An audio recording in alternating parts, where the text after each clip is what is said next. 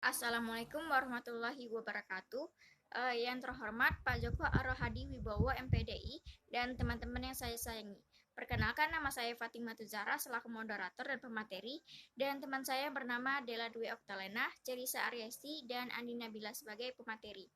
Sebelum memasuki materi, adapun susunan kegiatan diskusi yang akan kita lakukan. Yang pertama, pembukaan, kedua, penyampaian materi, ketiga, sesi tanya jawab, dan terakhir, penutup. Materi pertama akan disampaikan oleh Dela, materi kedua akan disampaikan oleh Andi, dan materi ketiga akan disampaikan oleh Cherry. A. Peran ilmu-ilmu sosial. Ilmu-ilmu sosial merupakan sekelompok ilmu yang memiliki sasaran satu, membahas antar hubungan manusia yang hidup dalam masyarakat. Karena luas dan rumitnya kehidupan masyarakat, maka setiap ilmu sosial menyoroti dari segi yang berbeda.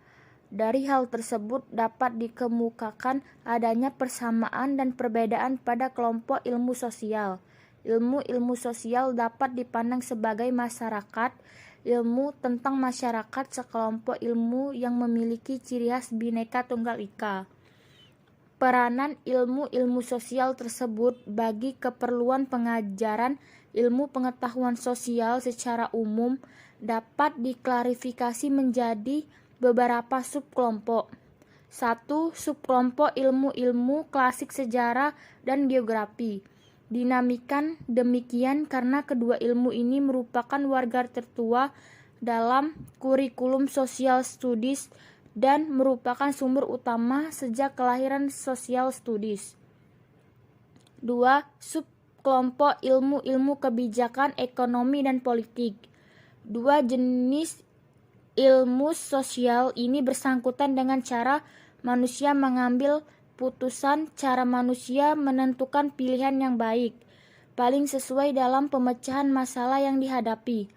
3. Subkelompok ilmu-ilmu perilaku, antropologi sosial, sosiologi, dan psikologi sosial. Ketiga ilmu ini mengkaji perilaku manusia dalam hidup bermasyarakat.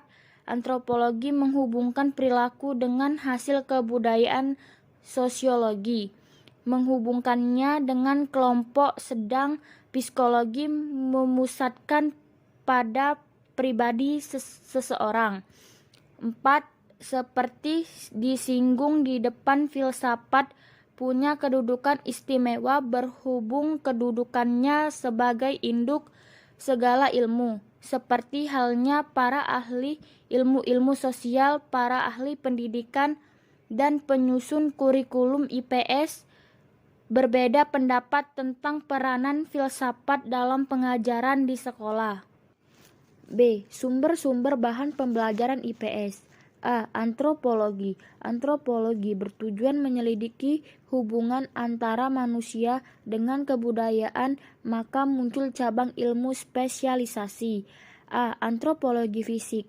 Cabang ini terutama mempelajari atribut biologis manusia seperti perbedaan kulit, warna mata, rambut, bentuk muka, tinggi tubuh, dan lain-lain sebagai akibat keturunan. B. Antropologi budaya. Pada pihak lain, sarjana antropologi tertarik pada kebudayaan manusia sendiri. Manusia bukan hanya makhluk hidup yang secara individual punya ciri-cirinya sendiri, melainkan juga makhluk sosial yang melahirkan kebudayaan masing-masing. 2. Sosiologi. Para ahli sosiologi berpendapat bahwa dalam penyelidikan terdapat gejala kemasyarakatan, dikenal adanya 3 aliran, yaitu A. Sosiologi sebagai ilmu yang bertugas menyelidiki pengaruh aksi manusia, human interaction, yang memiliki pengaruh timbal balik dalam kehidupan masyarakat. B. Pandangan yang mengatakan sosiologi sebagai ilmu yang mempelajari perilaku jamak dan perilaku manusia berpola jamak. C. Pendapat ketiga memandang sosiologi sebagai ilmu yang mengkaji terhadap sistem sosial secara sistematis, jadi memiliki tujuan tertentu. 3. Ekonomi. Kebutuhan manusia praktis tidak terbatas, sedangkan barang dan jasa terbatas karena sumber dan produksinya terbatas atau langka. Hal tersebut menimbulkan berbagai masalah pilihan yang dihadapi sekelompok masyarakat, mulai rumah tangga sampai negara, dan juga antar negara. Karena itu, setiap kelompok masyarakat tersebut harus mengambil putusan kebijakan terhadap hal-hal berikut. A. Barang atau jasa yang akan diproduksi. Setiap sumber produksi memiliki berbagai kemungkinan penggunaan. Misalnya sebidang tanah diperuntukkan menanam padi, jagung, sayuran, untuk peternakan, untuk bangunan, untuk disewakan. B. Proses kegiatan produksi yang diorganisir atau diatur. Pemerintah suatu negara bisa memilih apakah produksi tersebut dilaksanakan oleh negara. Sistem perekonomian sentral diserahkan semuanya pada pihak swasta. Sistem perekonomian liberal atau campuran antar kedua sistem perekonomian terkendali. C. Penyelenggaraan proses produksi menghasilkan padi bisa dengan banyak tenaga kerja, menggunakan alat sederhana ataupun membeli mesin-mesin mutakhir. Membuat alat-alat rumah tangga bisa dilakukan kecil-kecilan atau industri rumah, atau menggunakan mesin otomatis secara besar-besaran. D. Konsumen atau pengguna hasil produksi yang diselenggarakan barang dan jasa. Hasil produksi masyarakat suatu negara dapat diandaikan sebuah kue rasa yang sudah siap dimakan. 4. Geografi. Objek kajian geografi merupakan salah satu ilmu sosial yang paling banyak berkaitan dengan kegiatan hidup sehari-hari. Manusia tinggal pada sebidang tanah, menghirup udara, minum air, menikmati panas matahari, dan seterusnya. Geografi merupakan ilmu pengetahuan yang mencitrakan, menerangkan sifat-sifat bumi, menganalisis gejala-gejala alam dan penduduk, serta mempelajari corak yang khas mengenai kehidupan dan berusaha mencari fungsi dari unsur bumi dalam ruang dan waktu. Berdasarkan pengertian tersebut, ada 4 hal yang sangat penting dalam geografi, yaitu 1. Pencitraan atau description, 2. Penjelasan atau explanation, 3. Penganalisis atau analyzing, dan penerapan application. Untuk mempelajari geografi terkait proses interaksi antar wilayah satu dengan yang lain, membutuhkan pemahaman prinsip-prinsip geografi yang meliputi 1. Prinsip sebaran atau distribusi. Gejala dan fakta geografi tersebar tidak merata di muka bumi, baik berupa gejala alam maupun manusia. Contoh sebaran gunung berapi di Indonesia, tidak semua pulau pembelajaran ilmu pengetahuan sosial 61 terhadap gunung berapi. Sebaran penduduk di Indonesia tidak merata, di Pulau Jawa merupakan pulau terpadat penduduknya. 2. Prinsip interrelasi.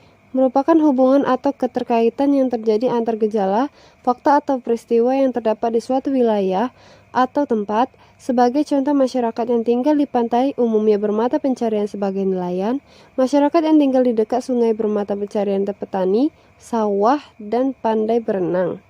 3. Prinsip deskripsi. Artinya setiap uraian atau gambaran tentang fakta, gejala, dan peristiwa atau masalah yang dapat dideskripsikan sesuai dengan hal-hal yang terkait di sekitarnya. 4. Prinsip kronologi. Prinsip ini mempelajari gejala, fakta, atau peristiwa geografi yang memperhatikan penyebarannya, interrelasinya, dan reaksinya dalam ruang. Contoh, Pulau Jawa menjadi pulau penghasilan padi yang cukup penting di Indonesia. Di Pulau Jawa terdapat banyak gunung berapi dan air melimpah, sehingga tanahnya subur, padi dapat tumbuh dengan baik. 5. Sejarah. Menurut Pewito tahun 1981, ada di antara para ahli memberikan pengertian sejarah bahwa history is excellently the story of celestial mind. Sebagian ahli memandang sejarah sebagai narasi, ulasan atau keterangan mengenai berbagai peristiwa ataupun pengungkapan kejadian di masa lampau, seperti pertumbuhan dan perkembangan sesuatu kelompok masyarakat, bangsa atau negara. Kelompok ahli lain berpendapat bahwa sejarah merupakan hasil penulisan sistematis mengenai peristiwa masa lampau yang sering dikaitkan dengan penjelasan yang bersifat filosofis tentang sebab-sebab peristiwa tersebut. Menurut kelompok ini, sejarah tidak hanya bersifat deskriptif, melainkan juga memberikan penafsiran atau interpretasi.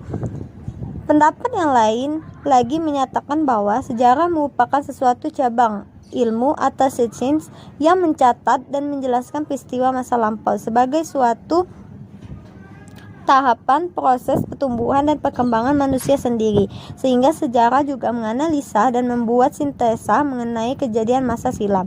Tujuan utama sejarawan ialah menafsirkan keadaan masa kini melalui analisa dan pemahaman peristiwa masa lampau, dan selanjutnya membuat peta ramalan untuk masa yang akan datang.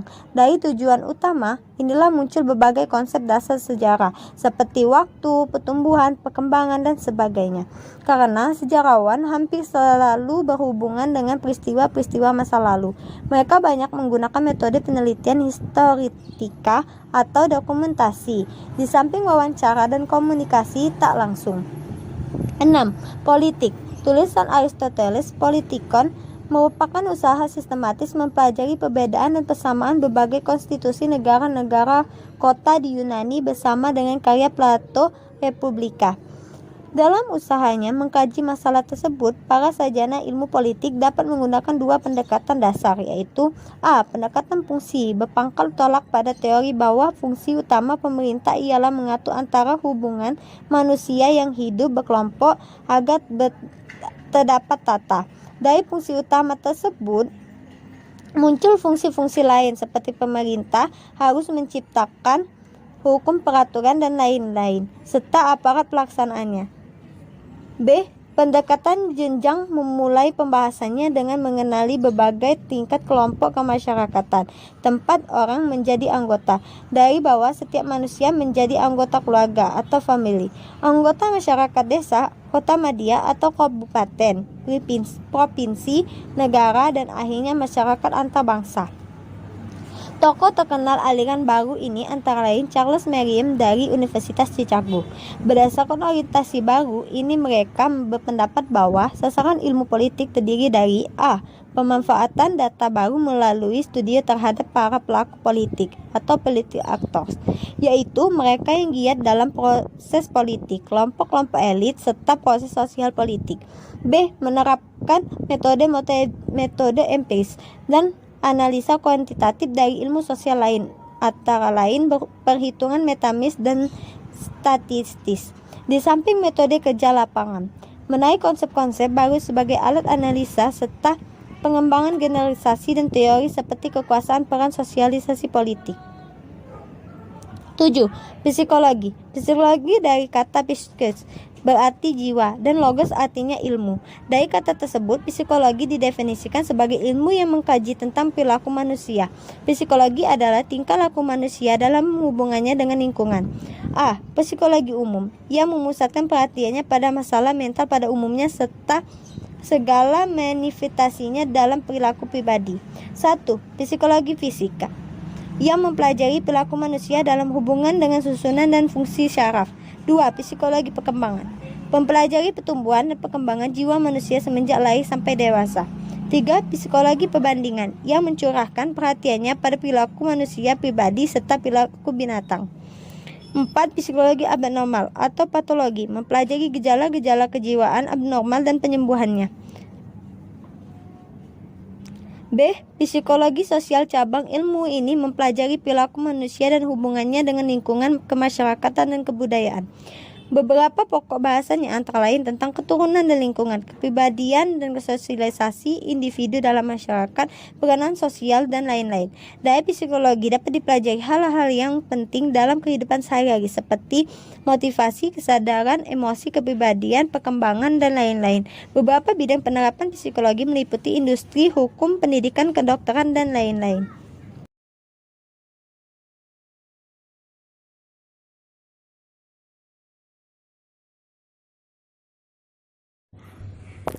8. Filsafat. Filsafat menduduki tempat khusus karena merupakan induk segala ilmu.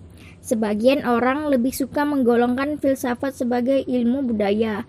Para ahli filsafat umumnya sependapat mengenai 3 masalah yang mereka hadapi, yaitu A. Masalah yang berhubungan dengan kenyataan dasar. Masalah ini mencari jawab atas pertanyaan apakah hakikat segala sesuatu. Cabang filsafat ini dinamakan metafisika. Sudah jelas jawabannya tidak hanya satu dan banyak menimbulkan aliran filsafat seperti materialisme, naturalisme, panteisme, pluralisme, dan lain-lain. B. Masalah yang berhubungan dengan nilai. Cabang filsafat ini mencurahkan perhatian pada apakah yang seharusnya dan bagaimana mencapainya, karena masalah itu erat berhubungan dengan nilai yang dijunjung tinggi. C. Masalah yang bersangkutan dengan pengetahuan. Cabang filsafat yang ketiga ini melahirkan kelompok epistemologi yang menyelidiki 1. Sasaran objek, 2. Sumber pengetahuan, 3. Pengujian atau teks terhadap kebenaran pengetahuan. C. Lingkungan masyarakat dan pribadi anak. 1. Sumber lingkungan masyarakat. Pada masyarakat primitif belum dikenal sekolah, mereka tidak mengenal pendidikan formal sebagaimana kita memiliki sekarang. Anak-anak didik oleh orang tua dan keluarga atau mendapatkan pengalaman langsung dan masyarakat, teman-teman atau orang-orang dekat di sekitarnya. Mereka bekerja mempersiapkan diri mencari nafkah dan menirukan cara orang-orang lain berburu, bercocok tanam, berternak, dan jenis pekerjaan lainnya. 2. Sumber pribadi anak. Sering terjadi pada pendidikan usia anak-anak, guru menjalankan fungsi utama memberikan pengetahuan sebanyak-banyaknya kepada murid, karena mereka berpendapat bahwa anak-anak pergi ke sekolah agar menjadi pandai. Dalam artian menguasai berbagai mata pelajaran. Pada sekolah seperti ini, guru sangat mementingkan kemampuan kognitif pikiran dan segi intelektual anak-anak. 3. Kompetisi anak. Kompetisi anak perlu dikembangkan melalui proses interaksi, perhatian terhadap minat, kesempatan, mengagumi, dan kasih sayang. Menurut Ainsworth tahun 1972 menjelaskan ada beberapa cara mengembangkan agar anak dapat berkembang menjadi kompeten dan dengan beberapa cara sebagai berikut.